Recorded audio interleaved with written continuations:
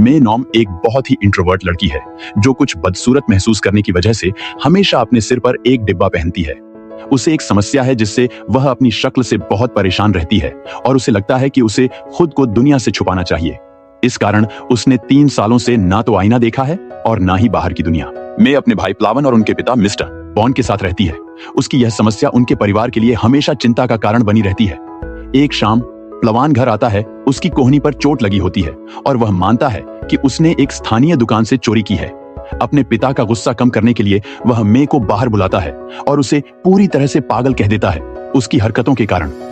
उसकी कठोर बातों ने मे को गहरे तक चोट पहुंचाई जिससे उसे घबराहट का दौरा पड़ जाता है। मिस्टर बॉन, जो इन हालातों में उसकी मदद करने का अनुभव रखते हैं, उसे शांत करने के लिए आगे आते हैं। बाद में मे अपने जीवन के बारे में सोचती है और अपने ब्लॉग पर अपने विचार साझा करती है। ज्यादातर लोग नहीं जानते कि वह हमेशा से ऐसी नहीं थी। जब तक वह 13 साल की नहीं हुई थी, मे एक सामान्य लड़की थी, मिलनसार और आत्मविश्वासी, और उसके दोस्त भी थे। सब कुछ तब बदल गया जब उसने मिडिल स्कूल के सबसे आकर्षक लड़के के सामने अपने जज्बातों का इजहार किया। उस लड़के ने उसे अच्छा जवाब देने के बजाय उसे बहुत ही बुरी तरह से ठुकरा दिया। उसे सबसे बदसूरत लड़की कह दिया जिसे उसने कभी देखा हो। उसने यहां तक कहा कि उसे अपने सिर पर एक बैग पहन लेना चाहिए। उसकी बातें मे को बहुत गहराई से चोट पहुंचा गईं और जल्द ही उसके सहपाठी भी मजाक उड़ाने लगे। बदमाशी को सहन न कर पाने के कारण मे ने खुद को अलग कर लिया और स्कूल जाना बंद कर दिया। मिस्टर बॉन के प्रयासों के बावजूद उन्होंने आखिरकार उसे घर से पढ़ाई करने की इजाजत दे दी। उस पल से मे ने खुद को आईने में देखना बंद कर दिया और दुनिया से दूर हो गई। एक दिन जब वह गुब्बारा लेने बाहर गई तो उसकी मुलाकात अचानक एक अजनबी से हो गई। घबराहट में उसने अपने चेहरे को एक कागज की थैली से ढक लिया और उसे इससे अजीब तरह की राहत महसूस हुई। पहली बार उसने खुद को दूसरों के फैसले से सुरक्षित महसूस किया। थैली जल्दी ही एक डिब्बा बन गई और अब मे घर पर भी अपना चेहरा छिपाती है। जब कभी गलती से वह खुद को देख लेती है तो तुरंत नजरें हटा लेती है। अब मे अपना ज्यादातर समय ऑनलाइन बिताती है, जहां उसकी पहचान स्क्रीन के पीछे छिपी रहती है। उसकी दुनिया छोटी है, लेकिन वहीं उसे थोड़ी सुरक्षा महसूस होती है।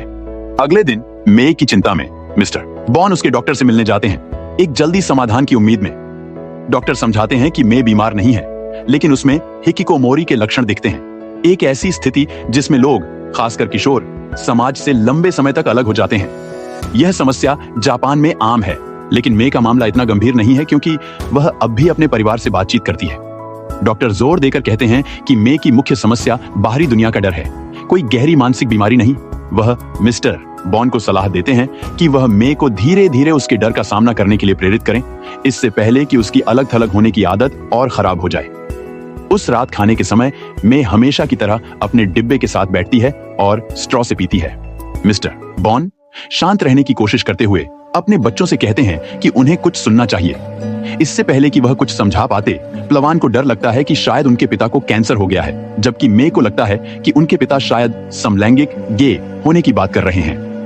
मिस्टर बॉन गहरी सांस लेते हैं और उन्हें सही बात बताते हैं। वह अपनी असली चिंता व्यक्त करते हैं। वह चाहते हैं कि मे कल अपने भाई के साथ स्कूल लौटे। मे को यह सुनकर झटका लगता है। उसे लगता है कि यह मजाक है और वह गुस्से में फट पड़ती है, लेकिन इस बार मिस्टर बॉन पीछे नहीं हटते। वह डटकर खड़े रहते हैं और जोर देते हैं कि मे को अब दुनिया का सामना करना ही पड़ेगा।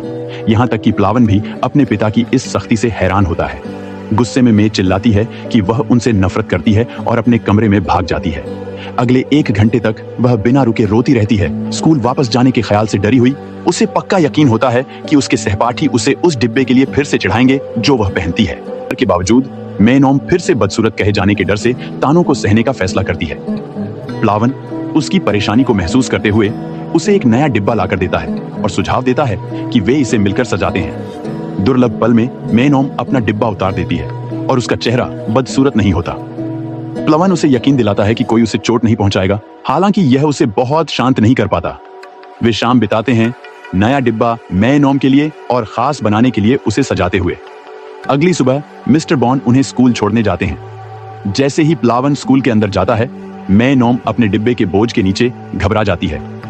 मिस्टर बॉन धीमा और सुकून देने वाला संगीत बजाते हैं और उसे हौसला देते हैं। मे नॉम पिछली रात अपने शब्दों के लिए माफी मांगती है और उसके समर्थन के लिए धन्यवाद करती है। जैसे ही वह बाहर निकलती है, मिस्टर बॉन टूट जाते हैं। और चुपचाप उसके लिए दुआ करते हैं।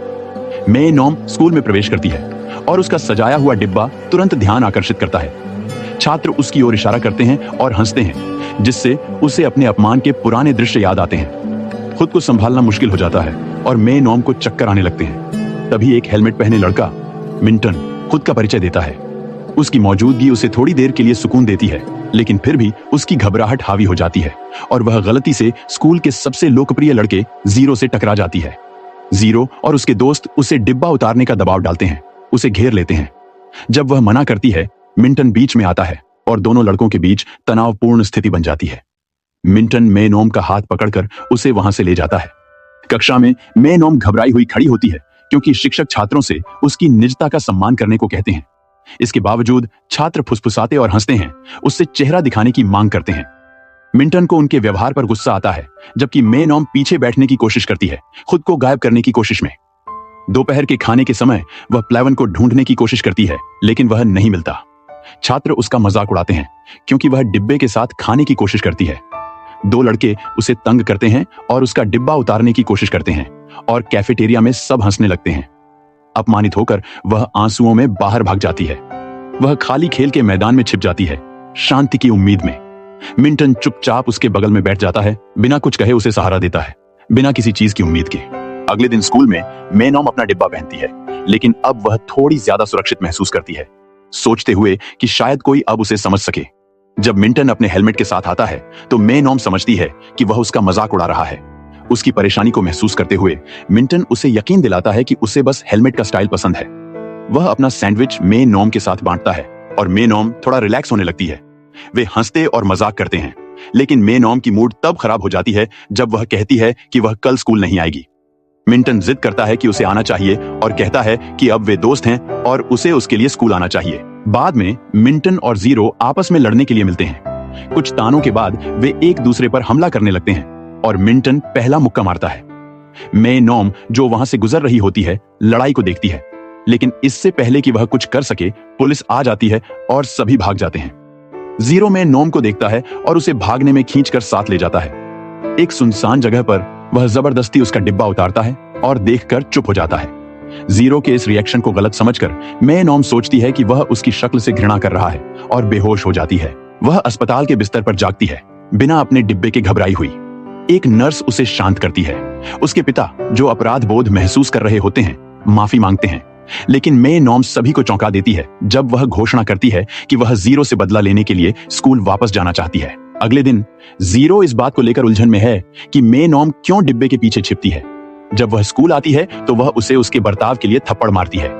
जब उसके दोस्त हस्तक्षेप करने की कोशिश करते हैं, जीरो उन्हें रोक देता है। वह फिर से उसका डिब्बा उतारने की कोशिश करता है, लेकिन मिंटन बीच में आ जाता है।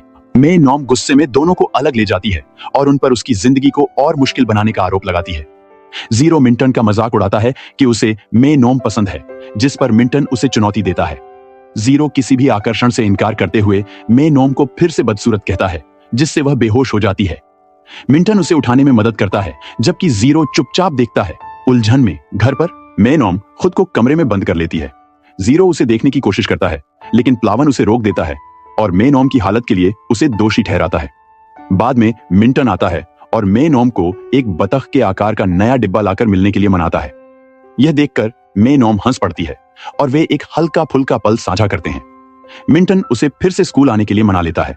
स्कूल में जीरो मे नॉम से माफी मांगने की कोशिश करता है, लेकिन प्लावान उसे खींचकर दूर ले जाता है। बाद में एक लड़की ओजोन मे नॉम से कहती है कि उसे जीरो को दूसरों को परेशान करने से रोकना चाहिए, लेकिन मे नॉम किसी भी तरह से जीरो के साथ जुड़ने से इनकार करती है। दोपहर के खाने में अफवाहें फैलती हैं और मे नॉम सुनती है कि उसका भाई मारा जा रहा है। वह जीरो के दोस्तों को प्लवन को पीटते हुए देखती है, लेकिन जीरो बीच बचाव करता है और प्लवान पर लड़ाई शुरू करने का आरोप लगाता है। गुस्से में मे नॉम जीरो पर जुल्म करने का आरोप लगाती है। हिंसा रोकने के लिए वह जीरो को एक शर्त देती है। अगर वह अपना डिब्बा उतारती है तो जीरो को वादा करना होगा कि वह कभी हिंसा का इस्तेमाल नहीं करेगा। मे नॉम अपना डिब्बा उतारती है और सभी उसे देखकर हैरान रह जाते हैं। बाद में मे नॉम मिंटन की बाहों में टूट जाती है, ध्यान से अभिभूत हो जाती है। मिंटन उसे सांत्वना देता है, बिना उसकी शक्ल पर ध्यान दिए। घर पर प्लावान उसे एक फोटो पर आए कमेंट्स दिखाता है। ज्यादातर कमेंट्स सकारात्मक होते हैं और लोग उसे खूबसूरत कहते हैं। लेकिन मेनॉम को अब भी संदेह होता है। उस रात जीरो उसके कमरे में चुपके से आता है और माफी मांगता है, यह स्वीकार करते हुए कि वह अब तक की सबसे खूबसूरत लड़की है जिसे उसने देखा है। उसकी बातें मेनॉम के दिल में बैठ जाती हैं। वह अपने ऑनलाइन दोस्त से उस फोटो के बारे में पूछती है और वह भी उसकी सुंदरता की पुष्टि करते हैं। पहली बार मेनॉम को यकीन होने लगता है कि वह खूबसूरत है। अगले दिन मेनॉम बिना डिब्बे के स्कूल जाती है। छात्र उसे घूरते हैं और बातें करते हैं, लेकिन इस बार वे उसकी सुंदरता की तारीफ करते हैं। घबराने के बावजूद मेनॉम खुद में एक नए आत्मविश्वास को महसूस करती है, जैसे कि वह अपने जीवन के नए अध्याय में कदम रख रही हो। सब्सक्राइब करें और याद रखें, लाइक करें, नोटिफिकेशन ऑन करें।